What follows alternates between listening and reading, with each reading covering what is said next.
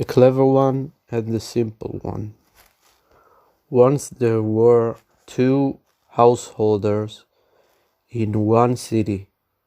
They were very wealthy and had large houses. Each one of them had a son, both of whom studied in the same classroom.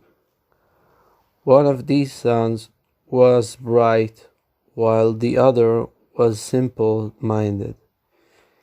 He was not foolish, only that his intellect was simple and not sophisticated. These two sons loved each other very much, in spite of their great difference in personality. Even so, they loved each other very much. As time passed, the two householders began to lose their wealth. They sank further and further until they became destitute and were left with nothing except their houses.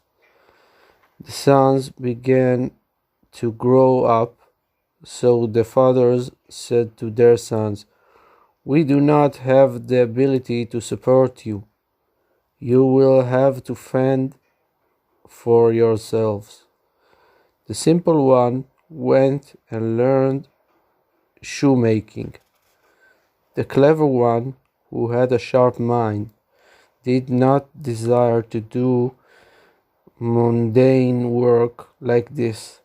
He decided to go out into the world and look for something to do.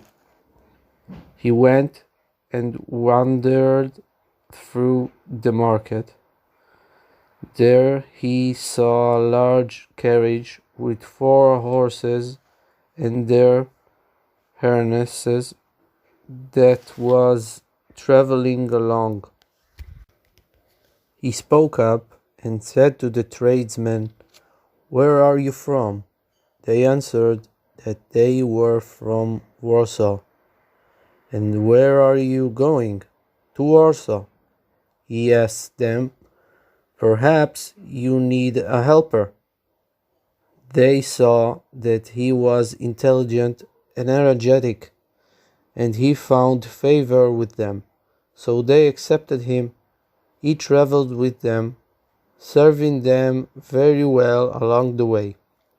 When they came to Warsaw, since he was intelligent, he considered to himself, "Being that I am already in Warsaw, why should I be tied to these people?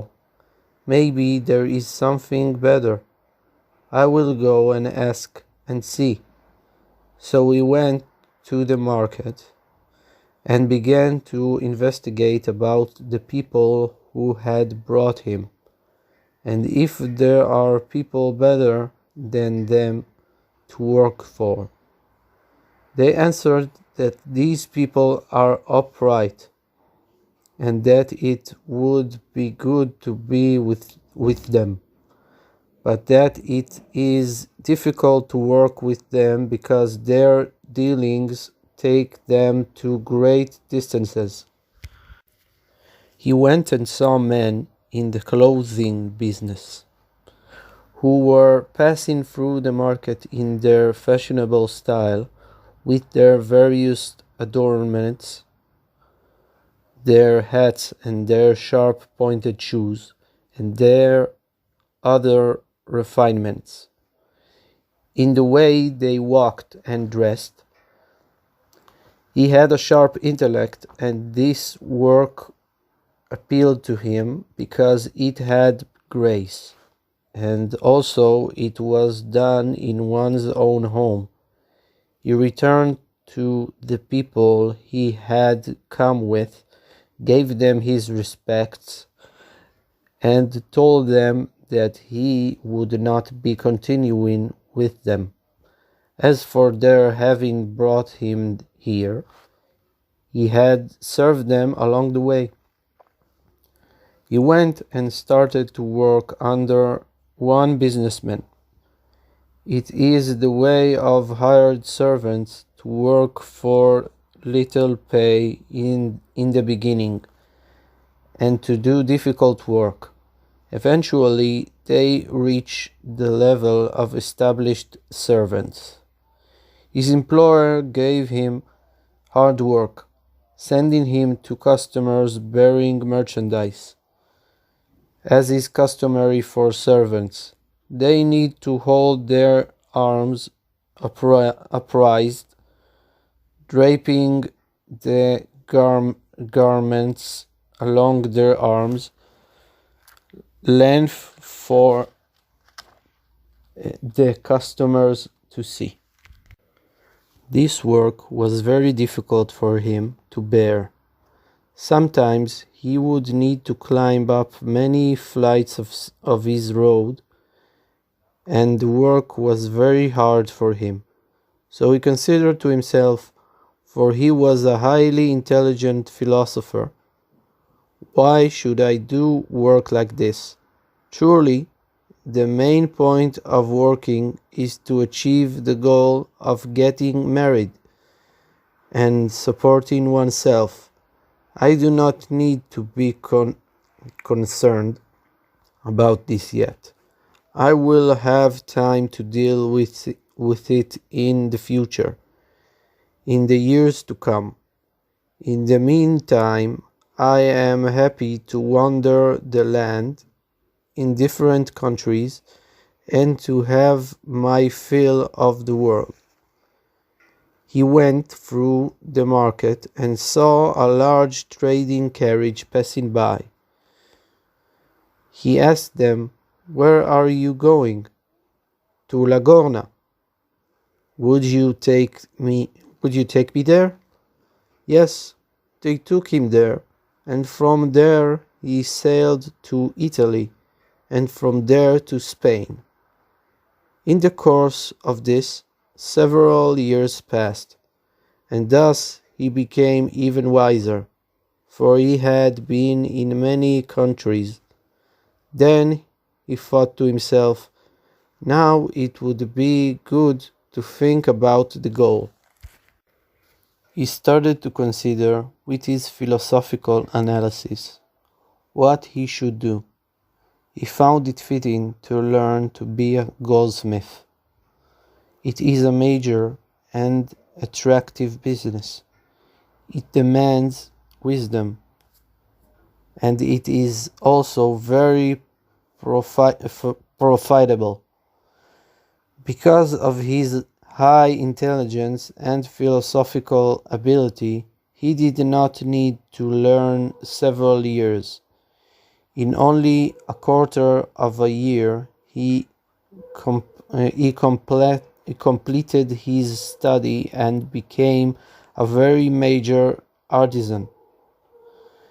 He was more expert in the work than the one who had taught him.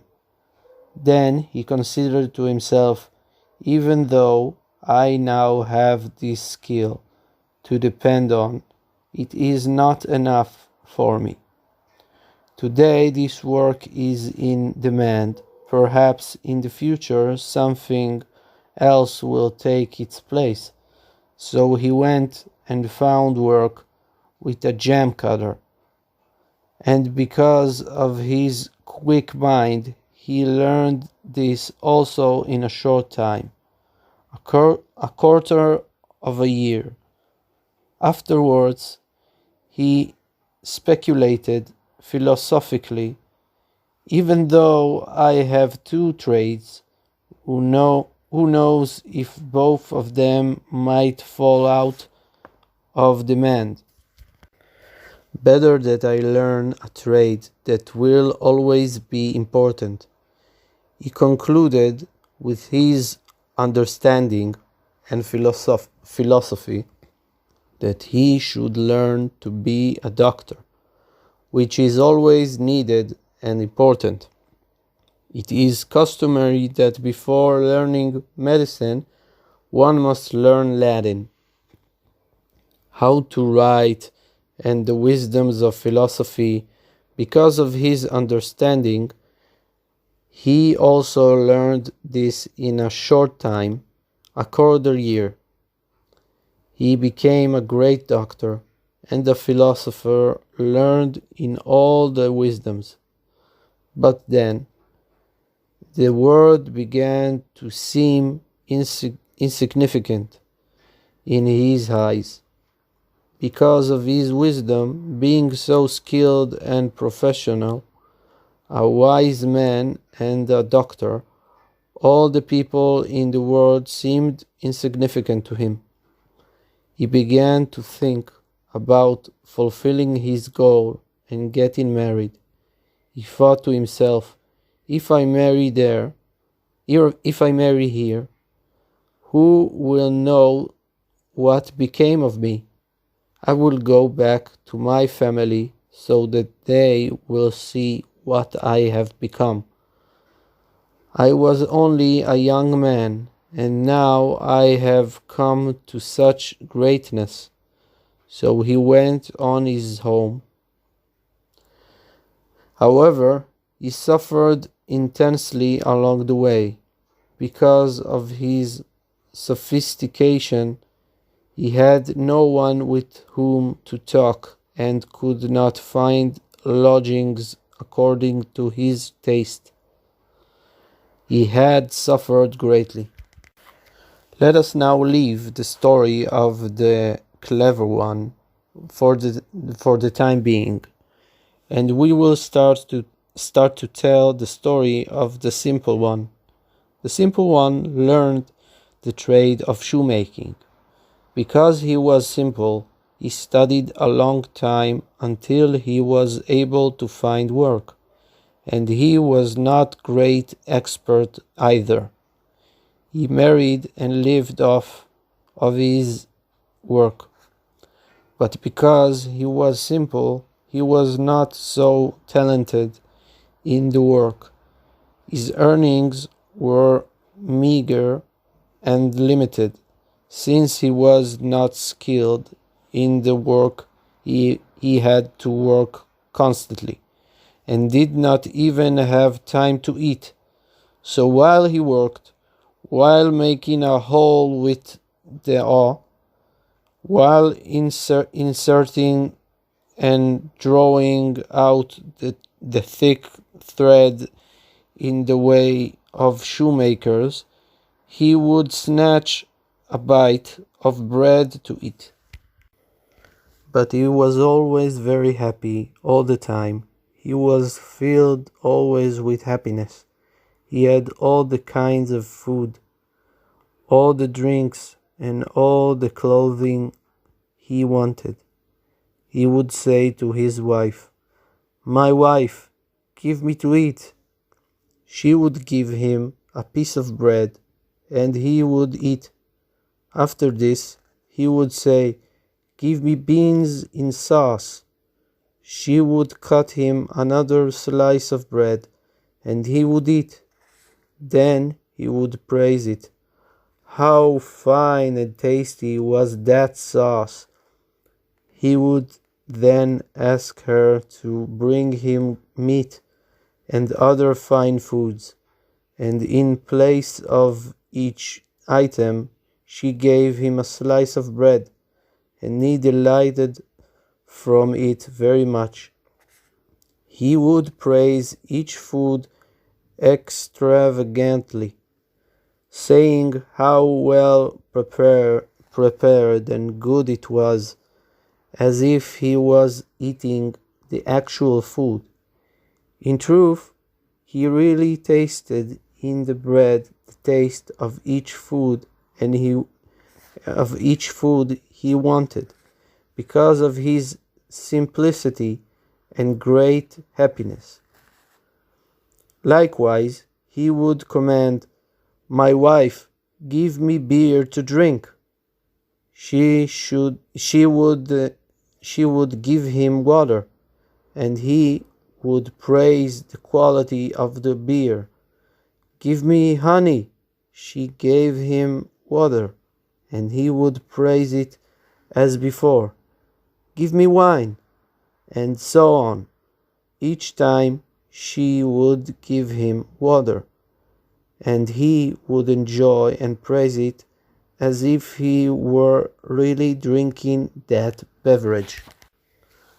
Similarly, with clothing, he and his wife together shared one fur coat.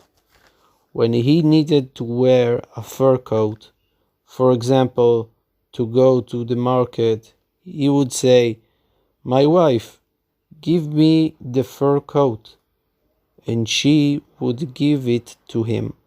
When he needed to wear a suit to go in formal settings, he would say, "My wife, give me the suit." She would give him the fur coat, and he would delight in it and praise it. How fine how fine is this suit?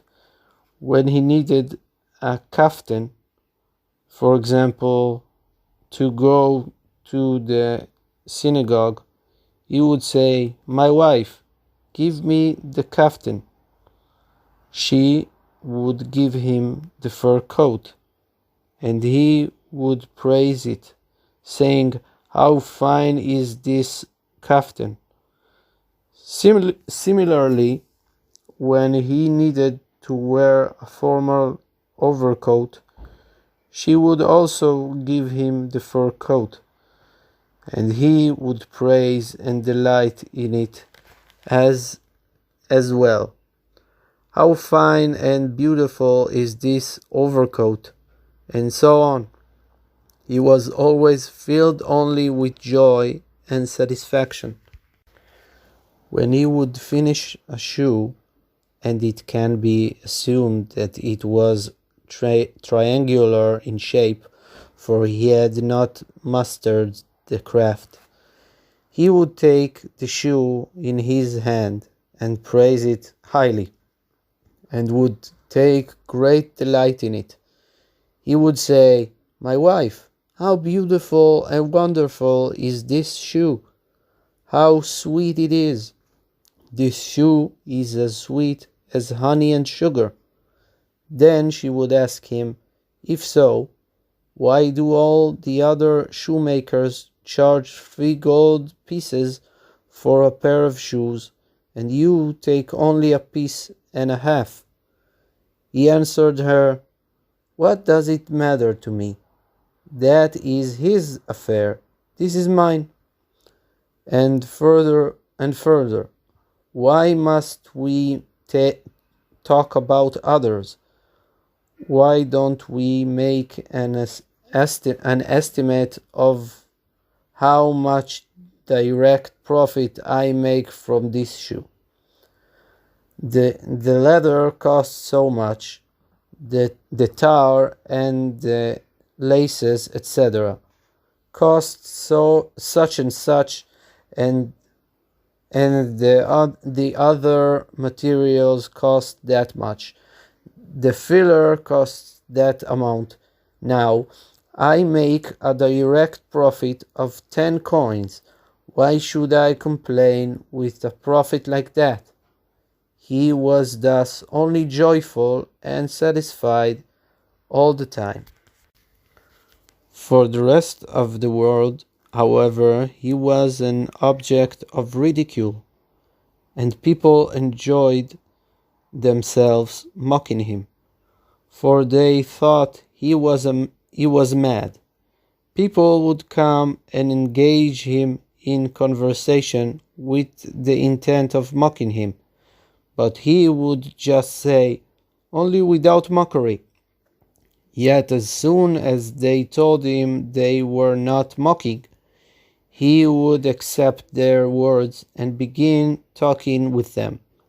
He did not want to go any deeper into the matter and speculate about their intent, that perhaps this too was a form of mockery, for he was a simple man. But when he saw that their intent was to mock, he would say, "If you were wiser than me, what would that make you? You would still be a fool." For who am I anyway? So even if you were wiser than me, you would still be a fool. All this was a description of the simple one. Now let us return to our story. Meanwhile, a great commotion arose. The clever one was returning with great honor and wisdom. The simple one ran with the others to greet him with great joy, saying to his wife, "Quick, give me the overcoat. I'm going to greet my beloved friend." She handed him the fur coat, and he ran to greet him. The clever one was traveling in a royal carriage in high style. The simple one approached him with love and joy and asked after his welfare. "Brother, my dear friend, what are you doing here? Blessed is the one who brought you and granted me to see you." As for the clever one, the whole world was insignificant, and all the more so a man like this, who seemed like a, a lunatic. Yet, in spite of this, because of the great love of their earlier years, he was friendly to him, and they traveled together into the city. The two householders mentioned at the beginning, the fathers of these two sons, died while the clever one was traveling about, leaving behind their houses. The simple one, who had remained at home, had moved into his father's house and inherited it. But the clever one, who had been abroad, had no one to claim it on his behalf, so it fell into ruins, and nothing was left of it. Thus, the clever one did not have a place to stay upon coming to the town, and had to lodge in an inn. He suffered much there, because the inn was not to his liking. The simple one had found himself a new job. He would run back and forth from his house to the wise one with love and joy. He saw the suffering the clever one was enduring in the inn, and said to him, "My brother, why don't you come and stay in my house? I will gather everything of mine into one corner, and the rest of my house will be free for you to use." This pleased the clever one, so he came to his house and stayed with him. The clever one was constantly filled with agony, for it became known that he was a magnificently intelligent man, a craftsman, and a very great doctor. One nobleman came to him and asked him to make him a gold ring. He made the man a very wondrous ring, engraved on it images with incredible workmanship, specifically an image of a tree that was very impressive. The nobleman came and was not at all pleased with the ring. The clever one had much suffering from this, for he knew that in Spain this ring with the tree would be very honored and valued. Another time, a high-standing noble came to him with an expensive precious stone that came from far away, together with another stone with an engraving. He asked the clever one to copy the image from the engraved stone onto the other one. He copied it exactly, barring one mistake, one mistake that no one else would be able to discern aside from himself. The noble came to take the stone and was very pleased with it. But the clever man suffered intensely from the mistake. My wisdom is so great, and yet I made a mistake such as this. He suffered also from his work as a doctor. When he came to a sick person and gave him a treatment, he knew with certainty that if the man would survive, it was due to his treatment, because the treatment was an amazing one.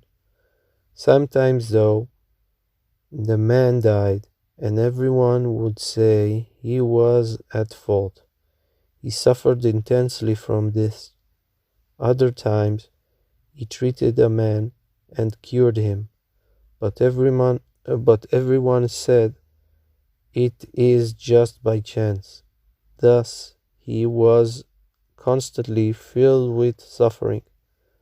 One time he needed a garment, so he called upon a tailor and toiled with him until he taught him to make the garment to his liking, as he was accustomed.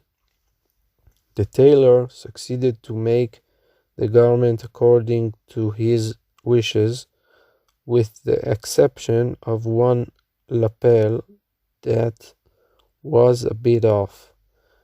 The clever one suffered exceedingly from this, for he knew that although here it was attractive enough, for people here knew no better.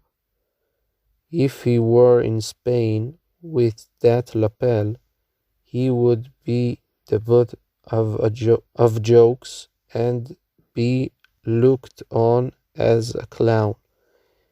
He was constantly filled with agony. The simple one would run to him joyfully all the time, but always found him pained and full of suffering. He asked him, "Someone so wise and wealthy as you, why are you suffering all the time?" "You see, I am filled with joy all the time." However, in the eyes of the clever one, he was a laughingstock, a lunatic.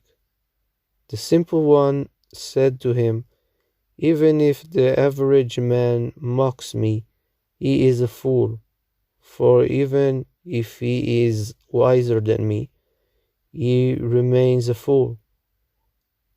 All the more so a clever man like you. What would you be if you were wiser than me?" Then the simple one said, "If only you could come to my level."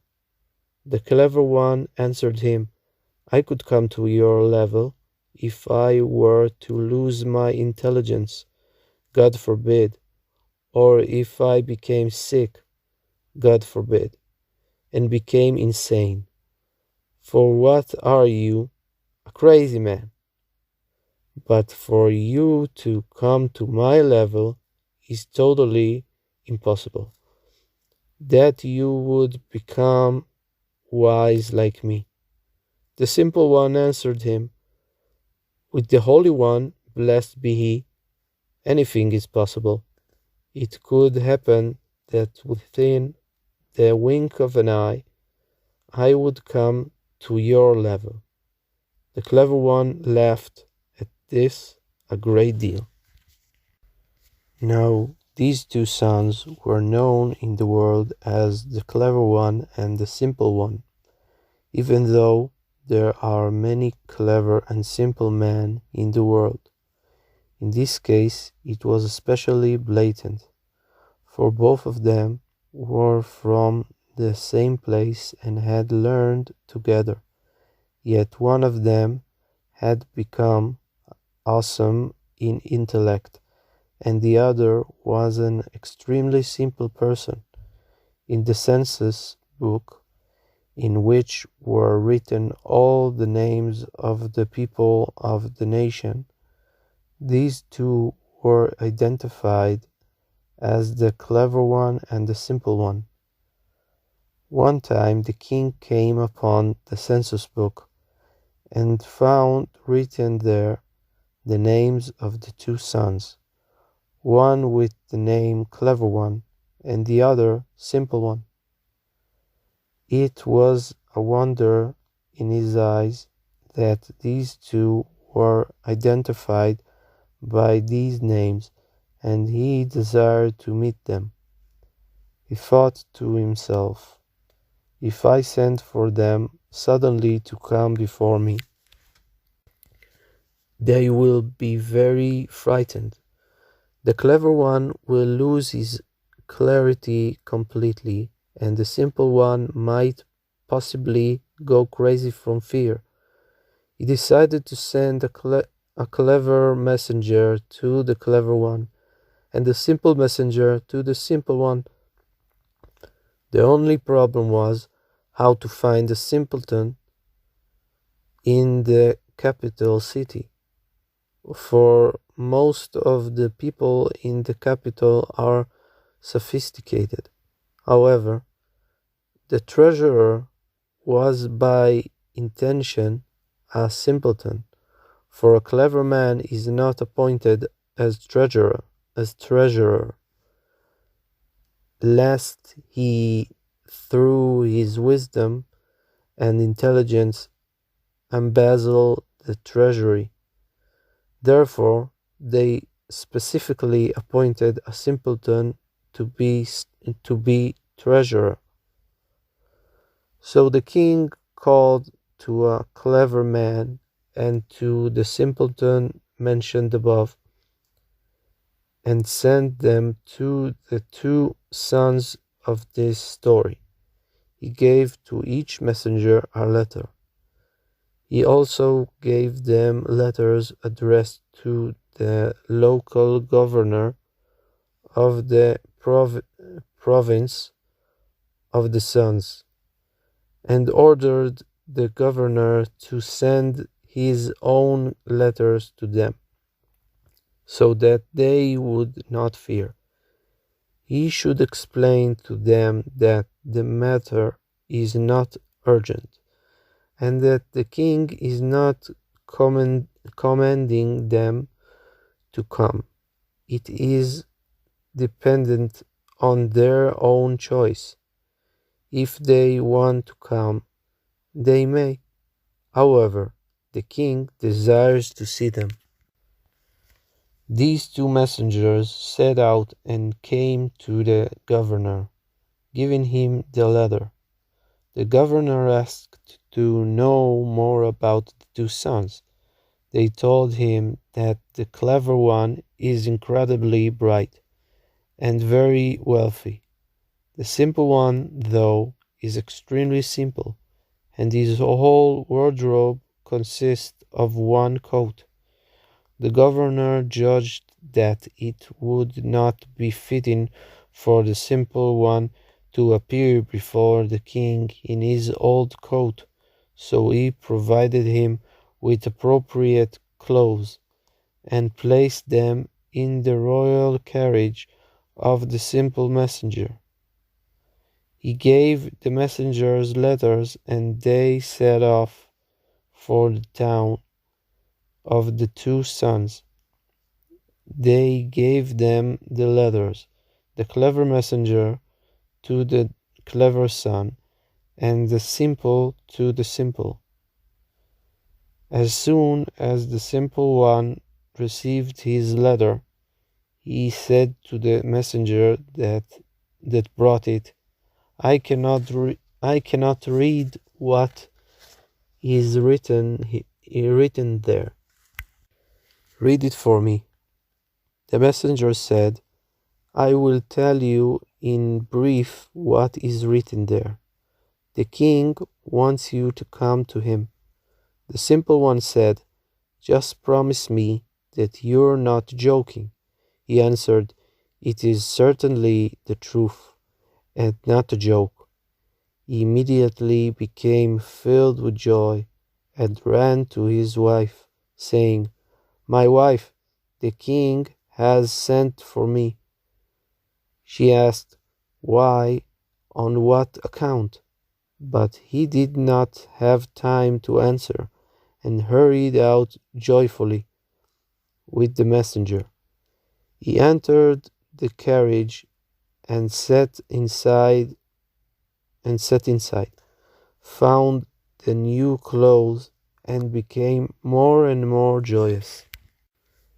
Meanwhile, news spread that the governor had behaved corruptly, so the king removed him from office. The king then decided that the governor ought to be a simple man who would govern the state with truth and uprightness, without any cunning innovations.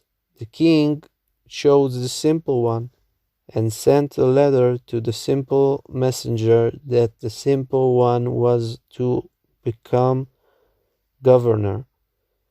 His route of travel passed through the governor's city, so the king posted the men at the gates of the city.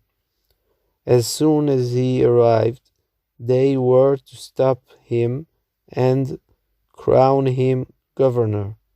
So they did. They waited there, and as soon as he came, they stopped him and informed him that he had been made governor. He asked them, saying, just promise you're not joking. They answered that it was certainly not a joke. He immediately became governor with authority and power. Now that his fortune had turned, and a change of fortune brings wisdom, he gained more understanding.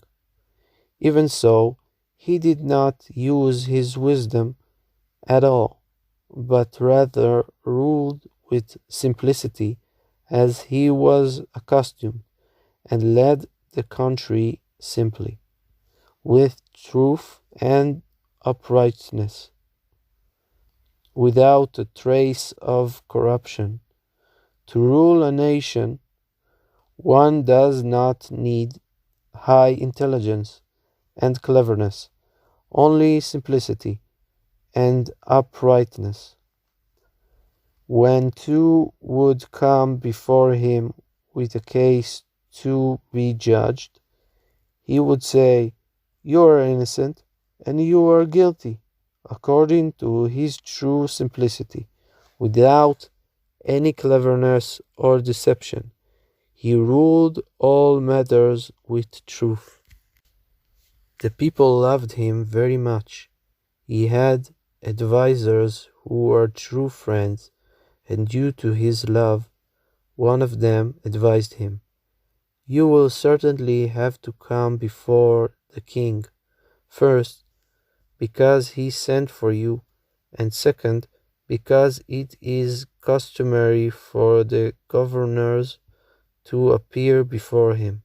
Thus, even though you are very satisfactory, and there is no corruption in your ruling, of the state.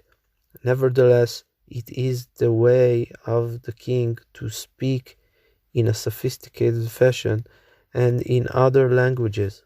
Thus, it would be appropriate and well mannered for you to be able to respond. So, it would be good that I should teach you wisdoms and languages. The simple one found this agreeable, saying, why should I mind learning wisdoms and languages? Immediately he thought of the words of his friend the clever one, that it would be impossible for him to come to his level. Now he had already reached the other's wisdom, and yet, though he already knew much wisdom, he did not use it at all. Rather ruled everything with simplicity, as was his custom. After this, the king sent for the simple one, who was now governor, to come before him. So we went. The king started talking with him about the governing of the country, and was very pleased, for he saw that he was ruling with uprightness and great truth, without any corruption or deception. Then the king began to speak about various dis- discip- disciplines of knowledge and languages, and the simple one answered him appropriately, and found more and more favor in the king's eyes. The king said, I see that he is such a brilliant man, and yet he rules with such simplicity. This was very pleasing to the king. He appointed him to be a minister over all the ministers. He set aside a specific place where his chair of office would be. He commanded that beautiful and extravagant buildings be built to house his administration.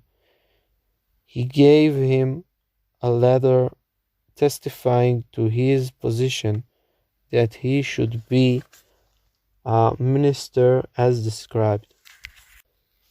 And so it was.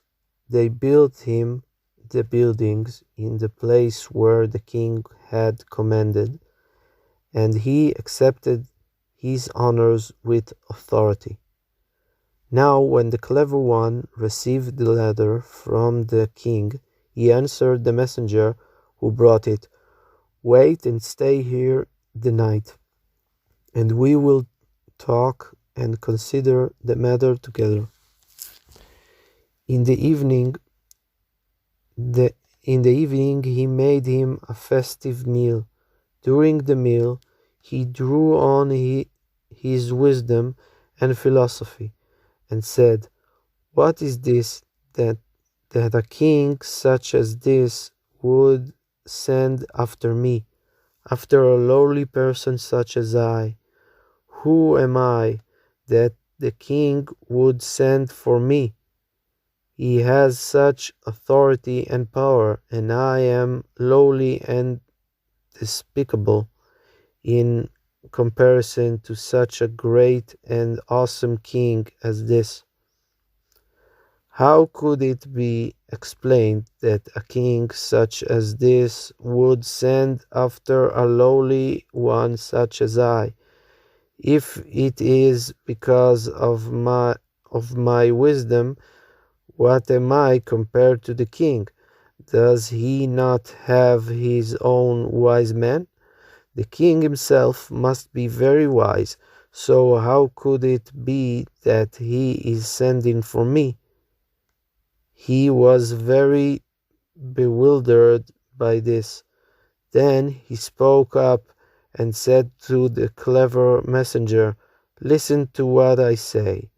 In my opinion, and it is certainly clear and provable.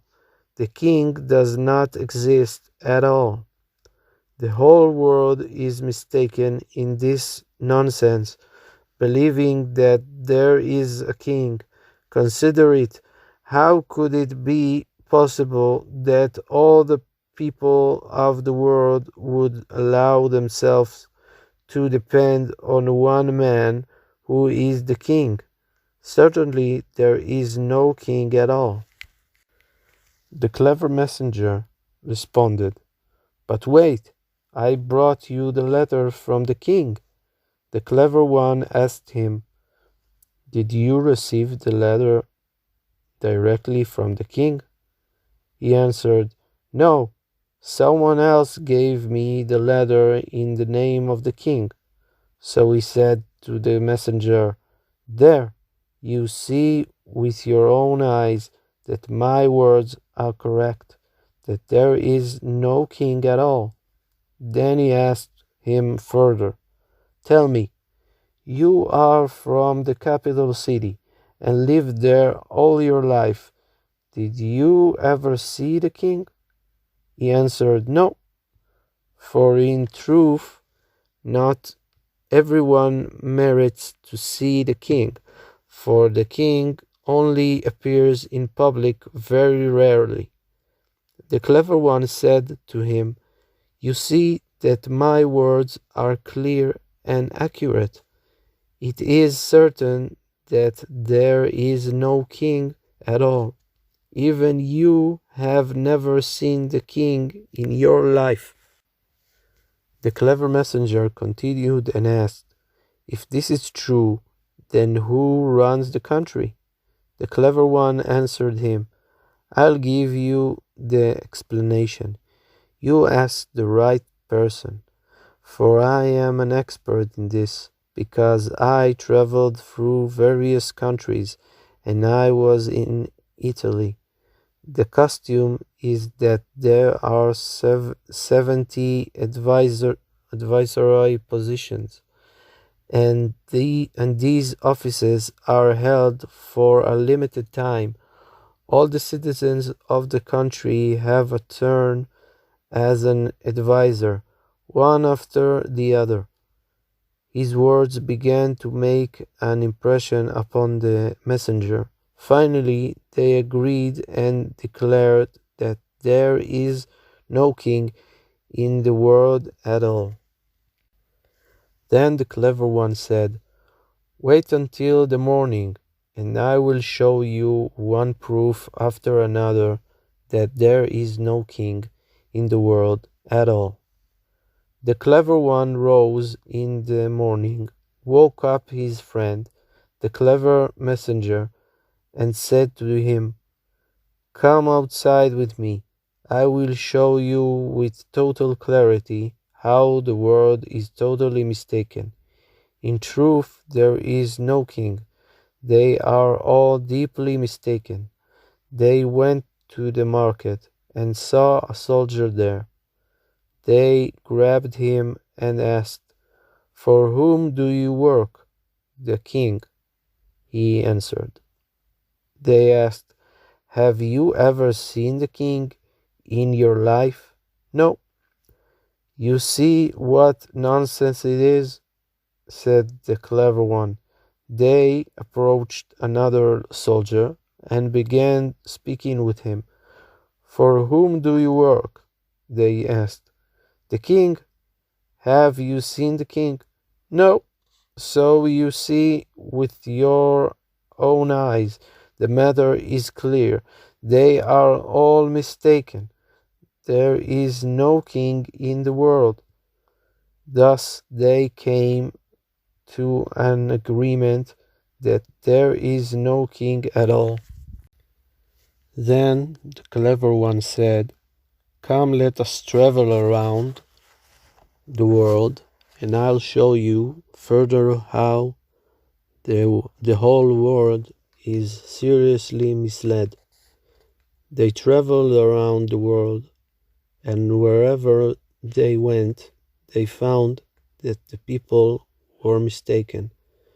The matter of the king became for them like a fairy tale, and in every place where they found the world in error, they compared the king to a fairy tale character. If one believes that the king really does exist, one should believe in fairy tales as well.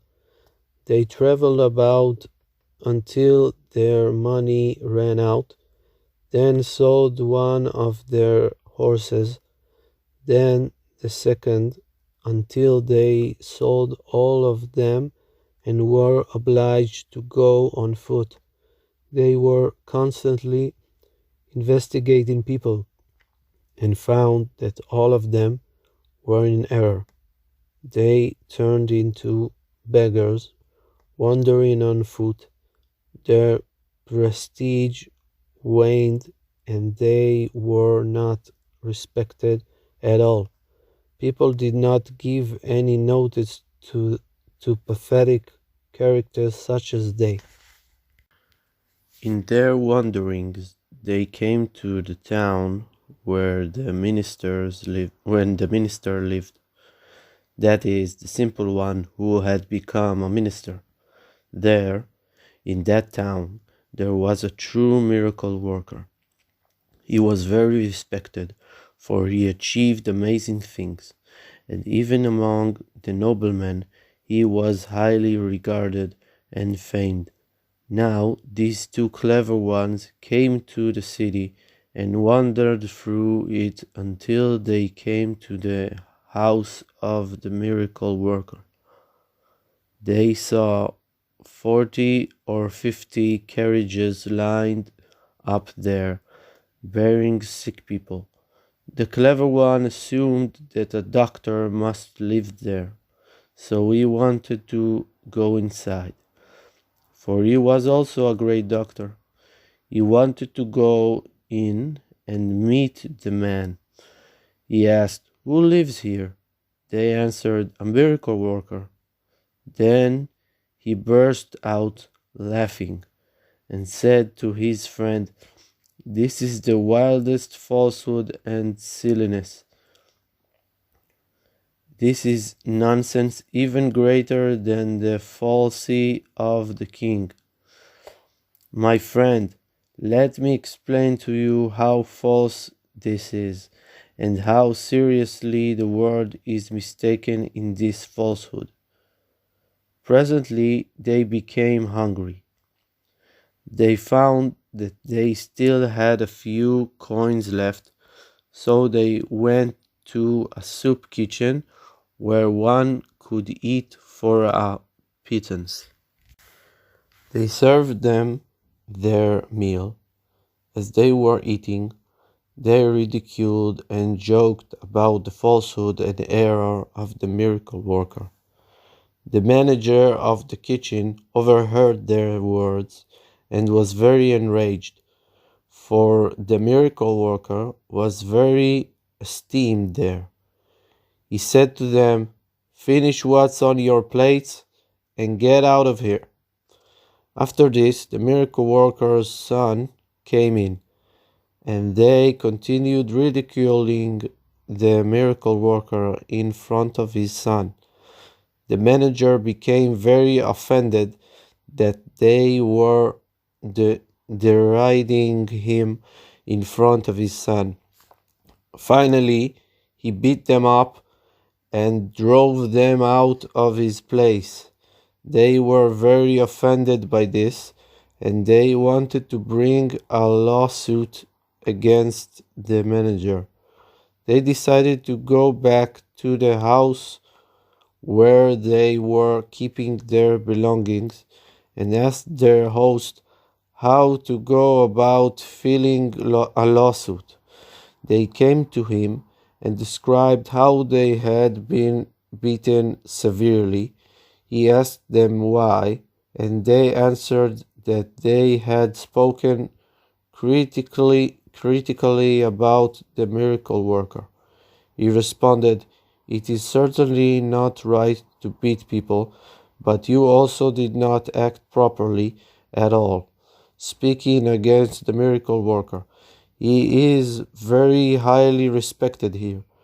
They saw then that this man was not one to take seriously, for he had also fallen into the same error. They left him and went on to the clerk, to the town clerk, who was a Gentile, and related the whole story of how they were beaten. He asked, "On what account?" They answered that they had spoken ill of the miracle worker. So the clerk beat them up and drove them out of his house. They went from one bureaucrat to another, each one higher ranking than the last, until they came to the previously mentioned minister, who was the simple one. There, in front of the minister's house, were stationed guards. They informed the minister that someone desired to see him, and he ordered that he be brought in. The clever one came before the minister, and as soon as the minister saw him, he recognized his friend, the clever one. The clever one, though, did not recognize him because of his refined appearance. Immediately the minister began speaking to him. "You see what my simplicity has brought me to, and what your cleverness has brought you to?" The clever one answered, "As for the issue of your being my friend, the simple one, we still talk about later. We will still talk about later. For now, give me a judgment against the one who beat me." The minister asked, "Why?" He answered, "Because I spoke against the miracle worker, saying that he is a liar and a great deceiver." The minister responded, "You are still holding on to your clever ideas? You see, you said that you could easily come to my level, but that I could not come to yours. See now, I have already reached your level, and you still haven't come to mine." Nevertheless, being that he knew him since the times of his greatness, he commanded that the clever one be given fine clothes, and asked him to dine with him. During the meal, they began to talk together. The clever one began to prove his thesis that there is no king at all. The simple one, the minister, snapped at him. "What? I myself have seen the king." The clever one answered jokingly, "Do you know with certainty that the one you saw was really the king? Are you sure that he, his father, and his grandfather were all kings? How do you know that he is the king? People told you he is the king, but they deceived you with falsehood." The simple one was very offended that this man denied the king's existence. In the midst of this, someone came and announced, "The devil has sent for you." The simple one was very shocked, and he ran and told his wife in great fear that the aforementioned one had sent for him. His wife suggested that he send for the miracle worker. He did, and the miracle worker came and gave him amulets and safeguards, and told him, "Now you do not need to worry at all." And he had great faith in this. The clever one and the simple one continued sitting together. And the clever one asked, "Why were you so frightened?" The simple one answered, "Because the evil one sent after us." The clever one laughed at this, saying, "You believe there is an evil one?" The simple one answered, "If not, then who is it who sent after us?" The clever one answered, "Without doubt, it was my brother, who wants to see me. He sent for me with cunning." The simple one asked, "If so, how did he pass by all the guards?" He answered, "Certainly he must have bribed them. They are lying that they did not see him." Presently, someone returned with his message that the evil one had sent after them. This time the simple one was not shocked because of the miracle worker's protection. He said to the clever one, "Now what do you say?" He answered, "I tell you, I have a brother who is angry with me, and he created this deception in order to frighten me." Then he stood and asked the one who had come for them, "What is the appearance of the one who sent you after us? What kind of face does he have, and what does his hair look like?" etc. He answered, "Such and such." The clever one said, "You see, that is exactly the appearance of my brother. Will you go with them?" asked the simple one. He answered, "Yes.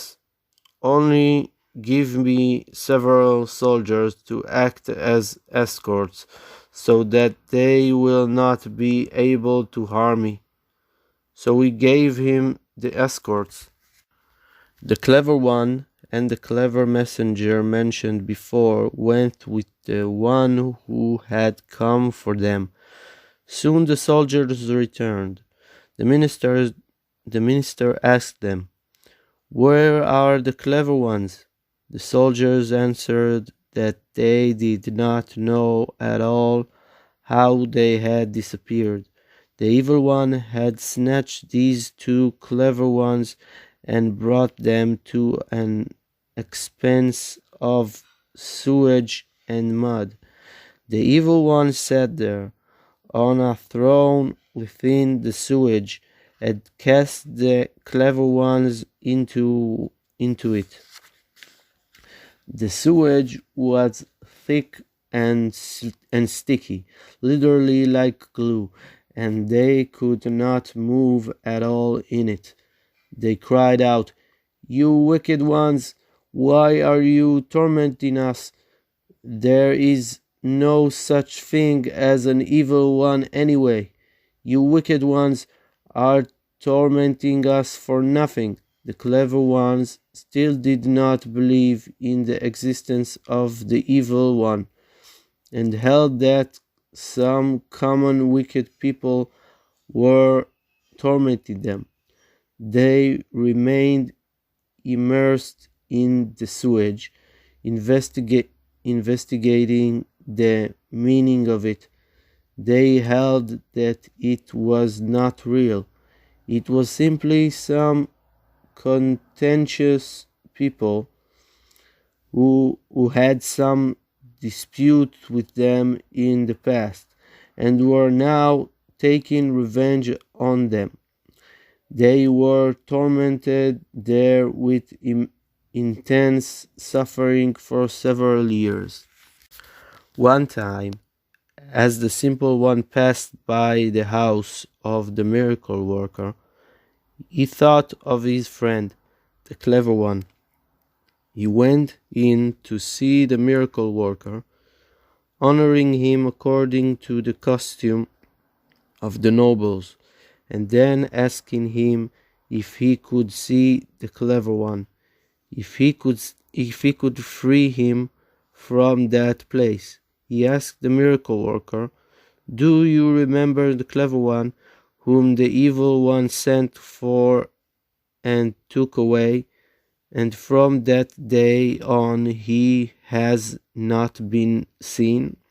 The miracle worker answered, Yes. He asked him to show him where he was and free him from there. The miracle worker said, Certainly I can show you the place and free him, but no one except you and I come. So they went together. The miracle worker did what was in his power, and they arrived there. They saw the clever ones immersed in the mud and sewage. When the clever one saw the minister, he cried out, Brother, see how these wicked people are beating and torturing me so for nothing. The minister shouted at him, You're still clinging to your cleverness? Don't you believe in anything? You believe that these characters are human beings. Now look, here is the miracle worker in whom you did not believe. He alone can free you, and he will show you the truth. Then the minister requested the miracle worker to free them and to show them that this was really the evil one and not human beings. The miracle worker did what he did. Suddenly they found themselves on dry land, and there was no sewage at all. These evil characters vanished into thin air. Then the clever one saw and was forced to admit everything, that the king exists. Notes: the teaching in Likutei Moharan, Part 2, Chapter 19, which speaks of sophistication and simplicity, refers to this story. True wholeness is only through innocence and simplicity. Similarly, Amalek, who sophisticated and denied the essence of faith. Agag, king of Amalek, even though he saw his end when Samuel came to kill him, still did not believe in his downfall until he witnessed his imminent death. Then he said, The angel of death has come. Until then, he did not believe.